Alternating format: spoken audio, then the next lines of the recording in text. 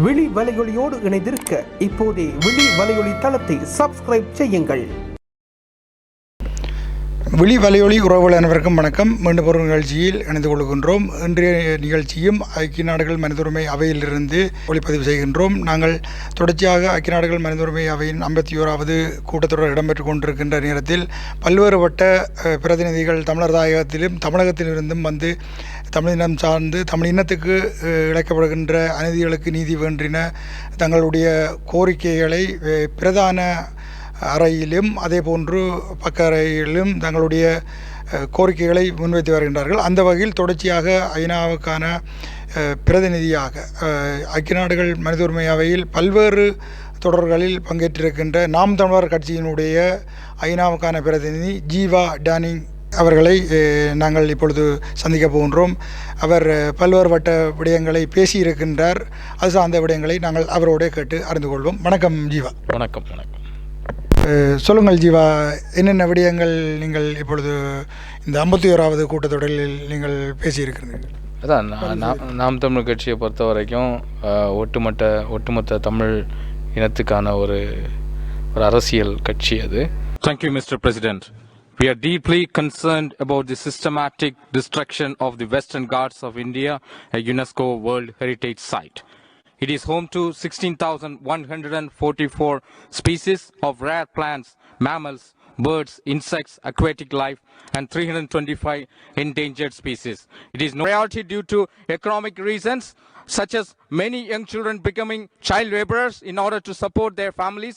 Since most of the families are female-headed households, there are 70 to 80,000 women-headed households according to the Ministry of Child Development and Women's Affairs. Therefore, we call on the Council to urge the government to protect and promote the rights of Tamil children in Sri Lanka so that they can lead a better life in the future.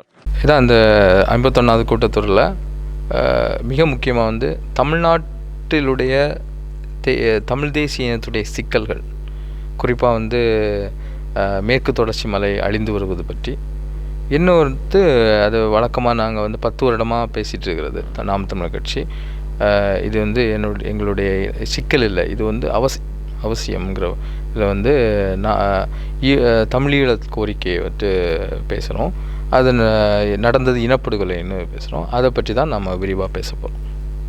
அது வந்து முழுமுதல் கொள்கையே தமிழ்நாட்டு தமிழர்கள் அல்லது மலேசிய தமிழர்கள் அல்லது வந்து இலங்கையில் இருக்க தமிழர்கள் அப்படி இல்லாமல் எல்லாரும் ஒரு குடையின் கீழே தமிழர்கள் அப்படிங்கிற எண்ணத்தில் தான் நாங்கள் ஒன்றிணைகிறோம். அதனால் வந்து நாங்கள் வந்து முக்கியமாக நீங்கள் உங்களுக்கு தெரியும், நாம் தமிழ் கட்சி ஆரம்பித்ததே ஒரு மிகவும் ஒரு இக்கட்டான சூழலில் தான். அது வந்து தமிழினமே அழிஞ்சு போகிற ஒரு இடத்துல தான் அங்கே உள்ள அரசியல், அதாவது ஆயுத போராட்டம் முடிவெடும்போது அரசியல் போராட்டமாட்டு மாறுது. அதுலேருந்து தான் வந்து நமக்கு வந்து நாம் தமிழ் கட்சியுடைய தொடக்கம் வருது.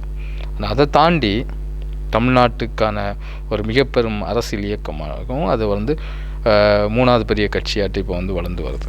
குறிப்பாக நாங்கள் இங்கே வந்து கள அரசியலை தாண்டி தமிழ்நாட்டில் இருக்கிற கள அரசியல், வாக்கு அரசியலை தாண்டி நாம் தமிழ் கட்சி அறிவுசார் தளத்துலேயும் வந்து அதிகமாக இயங்குது.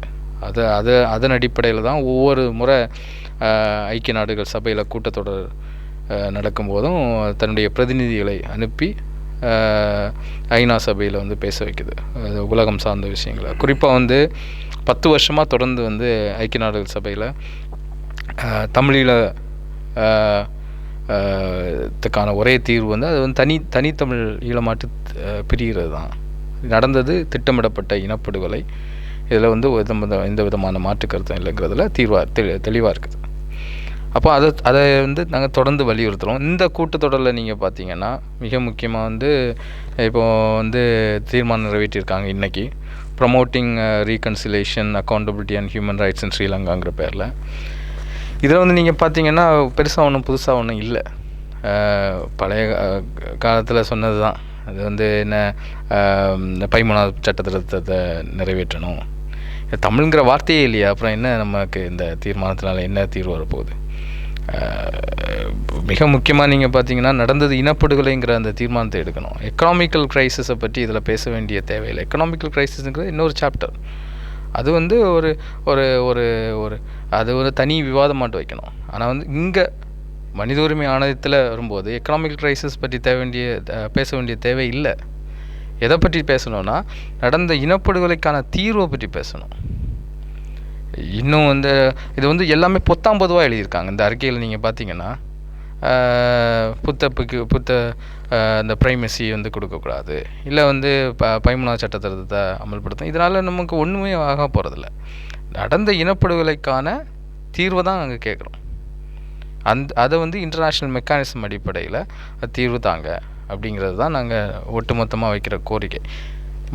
முதலாக நீங்கள் பார்த்தீங்கன்னா வந்து டொமஸ்டிக் மெக்கானிசத்தை பற்றி நிறைய பேசியிருக்காங்க. டொமஸ்டிக் மெக்கானிசம் என்னென்னா, இப்போ office of the missing person, அதாவது காணாமல் ஆக்கப்பட்டவர்களுடைய ஒரு துறைங்கிற மாதிரி அங்கே இலங்கையில் உள் பொறிமுறை விளையாட்டு வச்சுருக்காங்க. அதில் வந்து நம்ம வந்து அதில் திருப்தி இல்லாதனால தான் இங்கே வந்து நிற்கிறோம். மறுபடியும் ஐநா வந்து அங்கே போயிட்டு இதை வந்து இன்னும் சிறப்பாக செய்யுங்க அப்படின்னு, இன்னும் சிறப்பாக செய்கிறதுக்கு எத்தனை காலம்தான் வந்து நீங்கள் வலியுறுத்துவீங்க? கிட்டத்தட்ட வந்து போர் முடிஞ்சு நீங்கள் வந்து பார்த்தீங்கன்னா 13 ஆண்டுகள் கிட்ட ஆகுது இல்லையா? அப்போ அப்படி பார்க்கும்போது எத்தனை காலத்துக்கு தான் நீங்கள் வந்து வலியுறுத்திட்டே இருப்பீங்க? அதற்கான அதிகபட்ச வாய்ப்புகளை வந்து இலங்கை அரசாங்கம் இழந்து விட்டதுன்னு தான் என்னுடைய கருத்து. அப்போது நீங்கள் என்ன பார்க்கணுன்னா, இந்த இப்போ வந்து உதாரணத்துக்கு இன்றைக்கி கூட நீங்கள் காணாமல் ஆக்கப்பட்டவர்களுடைய ஐநா பிரசிடெண்ட்டை போய் நாங்கள் பார்த்தோம். ஐநாவுக்கான பிரசிடெண்ட் அவங்க மெயின் ஸ்டாஃப் அவங்க. அப்போ அவங்க என்ன சொல்கிறாங்க, வந்து 5 வருஷம் நாங்கள் கொடுப்போம். கிட்டத்தட்ட 2018 நாங்கள் வந்து இந்த 5 வருஷம் கொடுத்தோம். இன்னும் வந்து அந்த இலங்கை அரசாங்கம் வந்து இன்னும் வந்து அது அறிக்கை சமர்ப்பிக்கலை. அறிக்கை சமர்ப்பிக்காமல் நாங்கள் அவங்கள வலுக்கட்டாயமாக எதுலேயுமே உள்படுத்த முடியாது. இப்போ அந்த 5 வருஷம் வந்து நாங்கள் என்ன கேட்குறோன்னா, 5 வருஷத்துக்கான படுகொலையாக நடந்தது இல்லை. இது வந்து இனப்படுகொலை வந்து கிட்டத்தட்ட 60-70 வருஷமாட்டு நடக்கிற ஒரு விஷயம். தமிழர்கள் மீனான இனப்படுகொலை அதான் அந்த கண்டினியூட்டி இல்லைன்னு சொல்கிறாங்க அவங்க. அந்த இப்போ வந்து ரீசெண்டாக ஒன்றும் நடக்கலைங்கிறாங்க. நான் அப்போ பதில் கேள்வி கேட்டது என்னென்னா, இது வந்து ஒரு கண்டினியூஸ் ப்ராசஸ். இந்த இனப்படுகொலை தமிழர்களை அழித்து ஒழிக்கணுங்கிற ஒரு ஸ்டாண்ட் எடுத்து அவங்க வேலை செஞ்சுட்டு வராங்க. இது வந்து தெளிவாக தெரியுது. எல்லாமே அவங்க ஏற்றுக்கிடுறாங்க. அவங்க அதுக்கு பதில் சொல்கிறாங்க, ஆமாம் எங்களுக்கு புரியுது, எங்களுக்கு விளங்குது, இந்த பொறிமுறையினால் நீங்கள் என்ன செய்ய முடியும் அப்படின்னு கேட்கும்போது இதை வந்து நாங்கள் வந்து பீனலைஸ் பண்ண முடியாது, அதாவது குற்றம் சாட்ட முடியாது. கில்ட்டியை இலங்கை அரசாங்கத்து மேலே கில்ட்டியாக கொண்டு வர முடியாது, நாங்கள் ரெக்கமெண்ட் தான் பண்ணலாம் அப்படிங்கிற ஒரு இதிலேயே நிலைப்பாட்டிலே நிற்கிறாங்க. அதாவது அவங்களோட வலியுறுத்துவாங்க, கூடுதலாக வலியுறுத்துவாங்க. ஸோ அதை தொடர்ந்து இப்படி வந்து பல விஷயங்கள் வந்து சர்வதேச அரங்கு பொறுத்த வரைக்கும் வந்து மெதுவாக நகரும். ஆனால் வந்து இதில் வந்து வேலை செய்ய வேண்டிய கட்டாயம் இருக்குதான்னு கேட்டால் கண்டிப்பாக இருக்குது. மிக முக்கியமாக நீங்கள் பார்க்கணுன்னா, இதை வந்து உயிரோட்டமாக வச்சுக்கிறக்கூடிய கால சூழல், கால தேவை இருக்குது. இப்போ தமிழ்நாட்டில் வந்து ஆட்சி மாற்றம் வரும்போதோ, இல்லை வந்து தமிழ் தேசிய அரசியல் வந்து அதிகமாட்டு போகும்போதோ, இங்கே வந்து இதை உயிரோட்டமாக இருந்தால் தான் நீங்கள் வந்து ரெண்டு தளத்துலையுமே வேலை செய்யும்போது தான் சரியாக இருக்குது. அதுக்காக தான் நாங்கள் வந்து நிற்கிறோம். பல்வேறு கட்டத்தில் இப்போ ஆஃபீஸ் ஆஃப் இப்போ மிஸ்ஸிங் என்ஃபோர்ஸ்டு டிஸப்பியரன்ஸுடைய ஆஃபீஸ் போய் நம்ம சந்தித்தது போல் இங்கே வந்து சைல்டு நிலைமை, அதாவது போருக்கு பின் குழந்தைகள் நிலைமை, அதை பற்றி பேசுகிறோம். இப்போ வந்து நீங்கள் பார்த்தீங்கன்னா 70,000 80,000 குடும்பங்கள் வந்து ஃபீமேல் ஹெட்டட் ஹவுசஸ், பெண்கள் தான் வந்து குடும்பத் தலைவர்களாக இருக்காங்க. ஏன்னா வந்து அவங்க விதவைகளாக இருக்காங்க. போரில் வந்து இலங்கை இராணுவத்தால் வந்து இனப்படுகொலை செய்யப்பட்டவர்களே மனைவிமார். அப்போ அப்படி இருக்கிற போது அதை வந்து நம்ம வலியுறுத்தி பேசுகிறோம். ஒன்று வந்து நீங்கள் யூனிவர்சல் பீரியாடிக்கல் ரிவ்யூ இப்போ 4 வருஷத்துக்கு ஒருக்கா நடக்கிறது. இப்போ இந்த 2023 மறுபடியும் இலங்கைக்கும் வருது, இந்தியாவுக்கும் இப்போ சீக்கிரம் வருது. அப்போ வந்து கடைசி பீரியாடிக்கல் ரிவ்யூவில் நீங்கள் என்ன பண்ணீங்க? இதே ரெக்கமெண்டேஷன் தானே கொடுத்தீங்க, என்ன மாறி இருக்குது அப்படிங்கிற கேள்வி கேட்குறோம். ஐநாவை வந்து நாங்கள் வந்து இன்னும் கூடுதலாக அழுத்தம் கொடுக்குறோம். இங்கே இவ்வளோ வாய்ப்புகள் கொடுத்தீங்க, உதாரணத்துக்கு வந்து தமிழர் பகுதிகளுடைய நிலங்களை திருப்பி கொடுக்கணும் நம்ம யூபிஆரில் வந்து கடந்த யூபிஆரில் ரெக்கமெண்ட் பண்ணாங்க. ஆனால் அது நடக்கலை. ஆனால் இப்போ என்ன செய்ய போகிறீங்க அப்படிங்கிற எதிர்கேள்வியை கேட்கறதுக்கு ஒரு தளம் தேவைப்படுது. அந்த தளம் வந்து நீங்கள் பார்த்தீங்கன்னா சில பேர் சொல்லுவாங்க ஐநா வந்து ஒரு பொம்மை, அதனால் ஒன்றும் ஆக போகிறதில்லைன்னு. எப்படி இருந்தாலும் இன்றைய கால அளவில் நீங்கள் பார்த்தீங்கன்னா, இன்றைய கால அளவில் ஐநாவை தாண்டி வேறு என்ன அமைப்பு இருக்குது எல்லா நாடுகளும் கூடுறதுக்கு?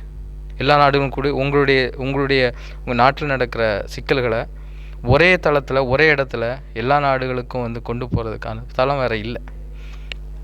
யூரோப்பியன் பார்லிமெண்ட் இருக்குது, அதில் போய் கொண்டு போய் சேர்க்கலாம். ஐநா வந்து மிகப்பெரிய ஒரு பெரிய அமைப்பாக இருக்குது, சர்வதேச அமைப்பாக இருக்குது. இதை தான் நாங்கள் வந்து தமிழீழம் சார்ந்து பேசுகிறோம். இன்னும் தமிழ்நாட்டு சார்ந்தும் பல விஷயங்களை பேசுகிறோம்.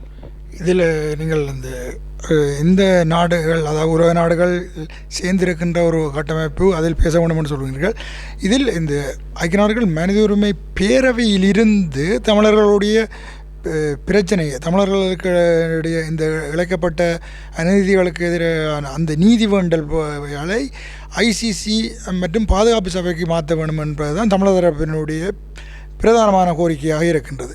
இந்த மனித உரிமை சபையில் அதை முடக்கி வைத்திருக்கும் பொழுது இது காலம் நீடித்து கொண்டு இந்த மனித உரிமை சபையால் எந்த விடயமும் செய்ய முடியாது என்று பரிந்துரைக்க தான் முடியுமே தவிர ஃபோர்ஸ் பண்ண முடியாதுங்கிற மாதிரி. ஆமாம், இப்போ உங்களுடைய கேள்வி என்ன சொல்லுங்கள்? ஆமாம், அந்த ஐசிசி அல்லது பாதுகாப்பு சபைக்கு கொண்டு போய் செல்வதற்குரிய நகர்த்தலாக இதை எப்படி நகர்த்த வேண்டும் என்று நீங்கள் பார்க்கின்றீர்கள்? அதான் தொடர்ச்சியான அழுத்தம். இப்போ வந்து இப்போ ஐசிசிங்கிற போது கிட்டத்தட்ட இன்னைக்கு இந்த செஷனில் மட்டும் ஒரு குறைந்தது 30 அறிக்கைகளில் வந்து இன்டர்நேஷ்னல் கிரிமினல் கோர்ட் பற்றி நம்ம பேசியிருக்கோம். தொடர்ச்சியாக வந்து நாங்கள் வந்து புத்தப்பிக்குகளுடைய ஒரு இனவெறி ஆட்டத்தில் நாங்கள் மாட்டிகிட்டு இருக்கிறோம். இப்போ வந்து தமிழர்களுடைய எல்லா அடையாளங்களும் வந்து வடகிழக்கு இதில் வந்து அழிக்கப்படுது.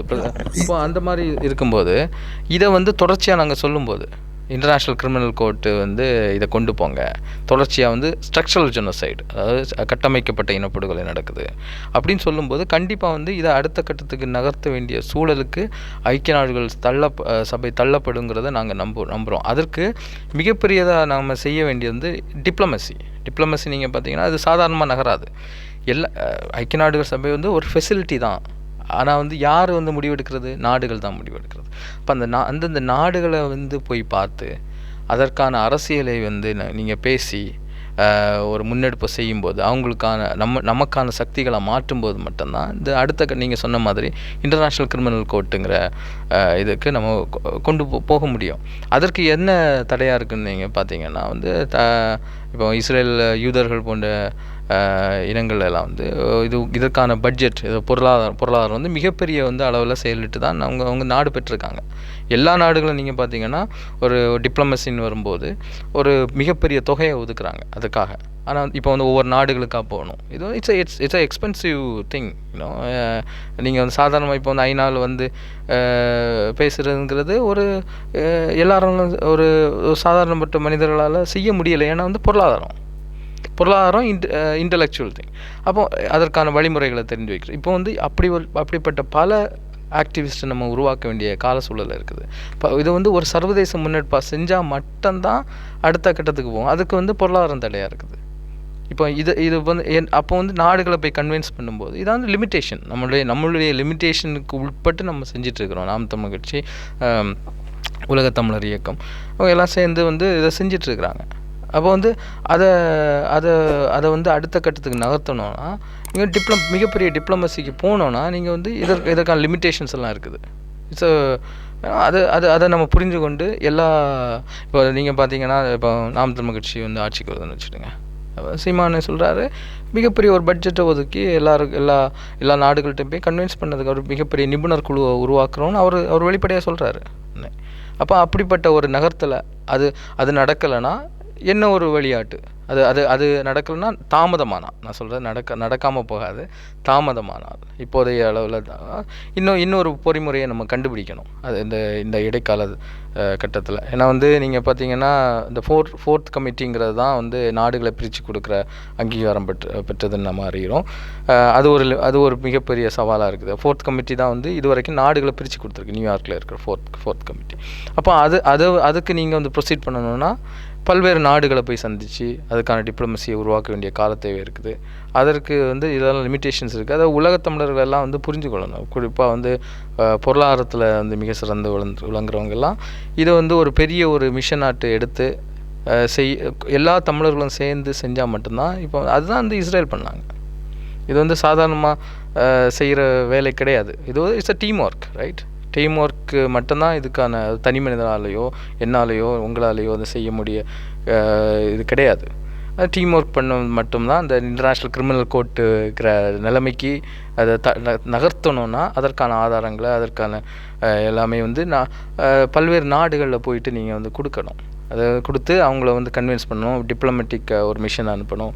அதில் தான் லிமிட்டேஷன்ஸ் இருக்குது. ஆமாம், நீங்கள் கூறும்பொழுது இந்த பேசியிருக்கிறோம் இதை எங்களுடைய பார்த்து கொண்டிருக்கின்ற உலகத்தமிழ் உறவுகளுக்கு நாங்கள் அதை புரிய வைக்கணும். நீங்கள் பிரதான ஐக்கிய நாடுகள் அவையினுடைய பிரதான பேச்சறையில் தமிழர்களுடைய இந்த பிரச்சனைகள் சம்பந்தமாக நீங்கள் பேசியிருக்கிறீர்கள் ஆணித்தரமாக என்ற விடயத்தை தான் நாங்கள் இதில் பதிவு செய்ய வேண்டும். ஏனென்றால் பேசியிருக்கின்றோம் என்னும் பொழுது அது சாதாரணமாக பேசியிருக்கின்றோம் என்று ஐக்கிய நாடுகள் மனித உரிமை அவையில் நாடுகளுக்கு 2 நிமிடம் ஒதுக்கப்படுகின்றது. அதே போன்று பொது அமைப்புகளுக்கு 90 செகண்ட் ஒதுக்கப்படுகின்றது. அந்த 90 செகண்டில் நீங்கள் இந்த விடயங்களை மிகவும் ஆணித்தனமாக பதிவு செய்திருக்கின்றீர்கள் என்ற விடயத்தை நான் இதை பதிவு செய்து இணைப்போம் தொடர்ச்சியாக பார்த்து கொண்டிருங்கள்.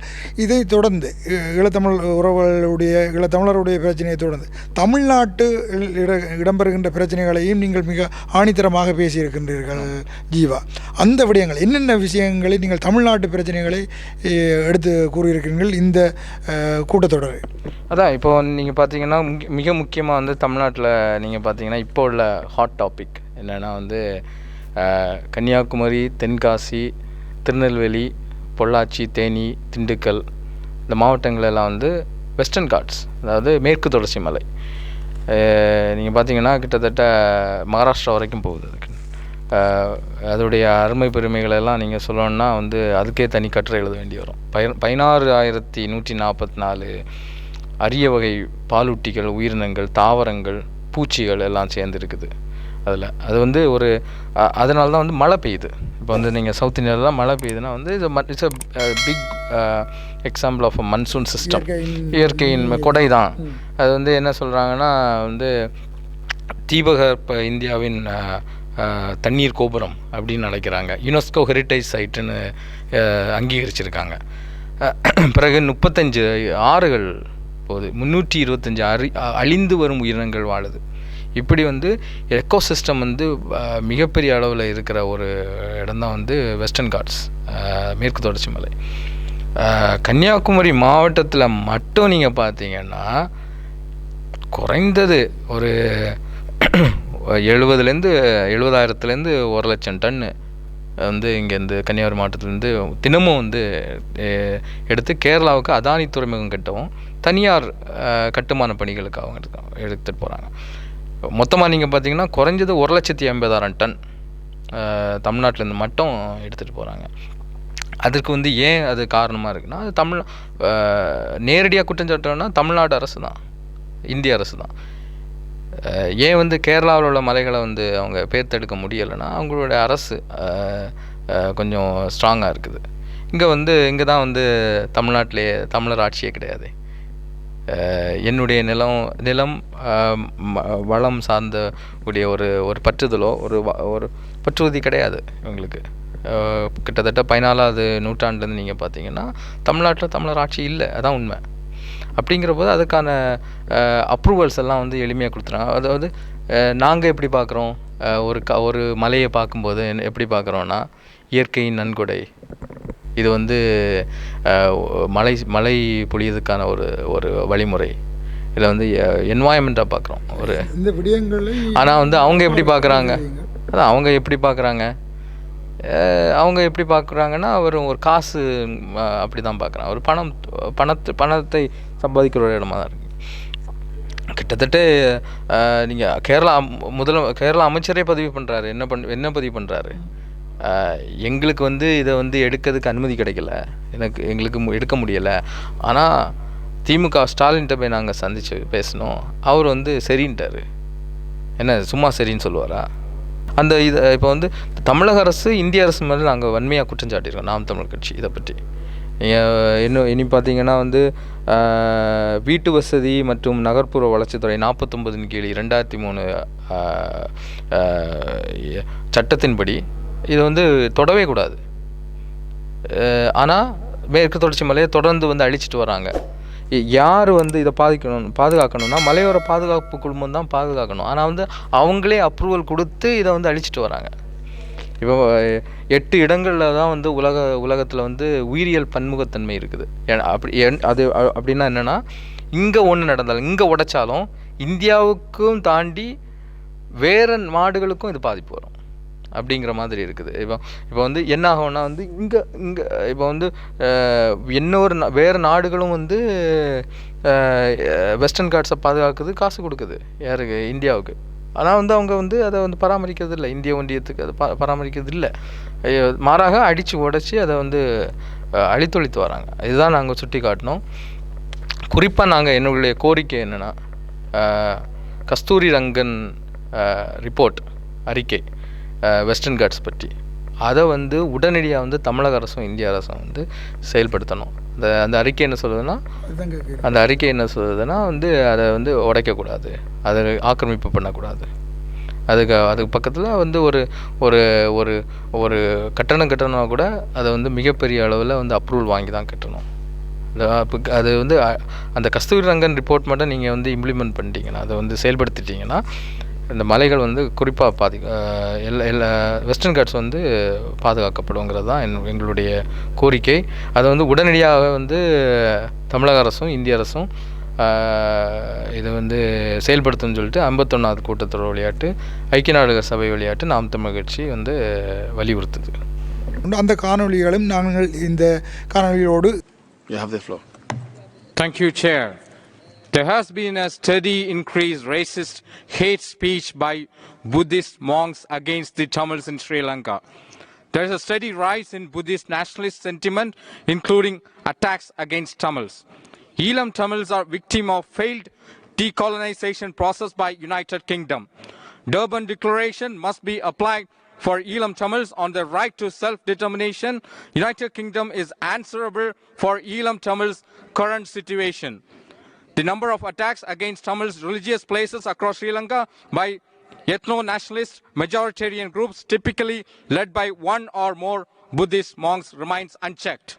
The Sri Lankan government has never booked or investigated the charges of hate speech and anti-discrimination protections under Sri Lankan law. In the present Sri Lankan constitution, primacy is given to Buddhism, which goes against the claims of Sri Lanka being a multi-ethnic and multi-religious country. Sri Lankan unitary state want to safeguard the same prominence given to Buddhism. This goes against the interests of Eelam Tamils, who have been targeted by hardline Buddhists over the past 73 years of the country's existence. We ask the Human Rights Council to refer Sri Lanka to International Criminal Court, to appoint a country-specific rapporteur for north and east of Sri Lanka, to recognize Tamil Eelam as non-self-governing territories. Thank you, Mr. President. Thank you. Pasamos a... We move on to Fitilia in that case. Thank you, Mr. President.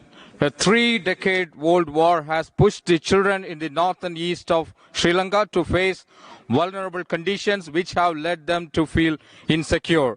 Sri Lanka became a signatory to the UN Child Rights Convention on 12 July 1991. Although the government ratified the convention, very little has been done to protect and promote the rights of the children, especially in the war-ravaged north and east. The discrimination faced by these vulnerable children has affected them physically, psychologically, thus affecting their education and the will to lead a normal life. Numerous challenges children face are lack of education, poverty, malnutrition, child labor, and all sorts of exploitation and abuses. In fact, many children have lost their own identities and forced to adopt to different environments where their religion, language, values have been compromised as a result of becoming orphans due to the war. Primary education is vital to children. However, many Tamil children do not seek education as a priority due to economic reasons, such as many young children becoming child laborers in order to support their families. Since most of the families are female-headed households, there are 70 to 80,000 women-headed households according to the